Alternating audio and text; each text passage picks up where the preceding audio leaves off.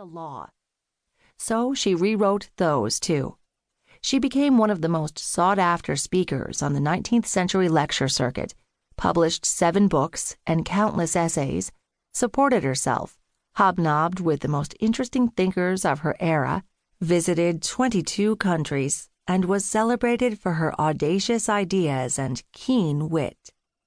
News reports often commented on the contrast between her tiny stature — she was barely 5 feet tall and weighed less than 100 pounds — and her big ideas. After charting an independent and unconventional life throughout the United States and abroad, Gardener settled in Washington, D.C., and joined the suffrage movement. In the 1910s, many suffragists deftly lobbied in Washington, but only one lived next door to the Speaker of the House of Representatives, and only one became a welcome daily presence at the White House. Gardener's many successes in D.C. demonstrate that not only is the personal political, but so too is the political personal. Upon Gardener's death in 1925, suffrage leader Maud Wood Park described her friend as the most potent factor in securing congressional passage of the 19th Amendment. And Carrie Chapman Catt, the former president of the National American Woman Suffrage Association, lauded Gardener as one of the most courageous of our time. In her eulogy, Catt also referred to Gardener as a great white soul, revealing the extent to which Gardener's story and the larger story of the women's suffrage movement is about race and, more to the point, whiteness. Even though she took great pride in her Virginia family's bold stance against slavery and intrepid service in the Union Army, Gardener devoted the penultimate chapter of her life to securing the vote for white women, all the while knowing that black women in the South, along with other women of color, would not be enfranchised.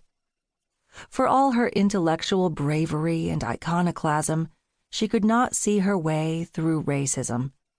Her life sheds new light on the racial and racist dynamics underscoring the women's suffrage movement, and why it was not until the passage of the 1965 Voting Rights Act that the 19th Amendment became a reality for all women.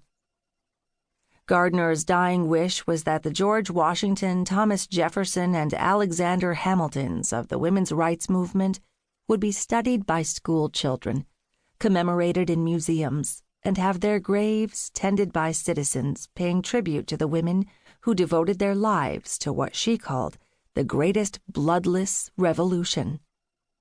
In a curious twist, her brain remains on display at Cornell University, but hardly anyone has ever heard of Helen Hamilton Gardener or the countless other women who endured decades of scorn and unimaginable obstacles in their long campaign to attain the right to live as autonomous people. A quintessentially American story of self-making, Gardener's life provides a window into another America, a nation that women helped to make, and the nation that women imagined America might become.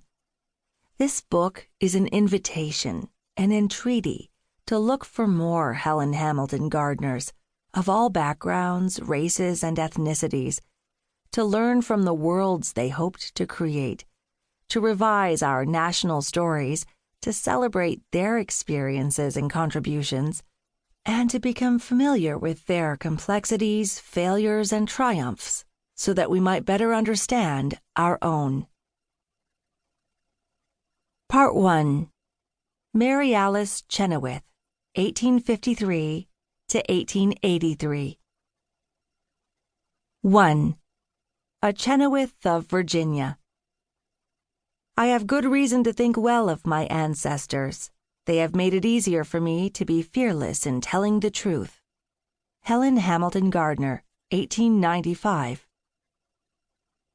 In 1884, Helen Hamilton Gardener made her national debut by delivering a speech entitled Men, Women, and Gods. Poised behind a music stand at New York City's Chickering Hall, she told a rapt audience that the biblical creation story had been written by fallible men, not enacted by an omniscient creator, and that this bogus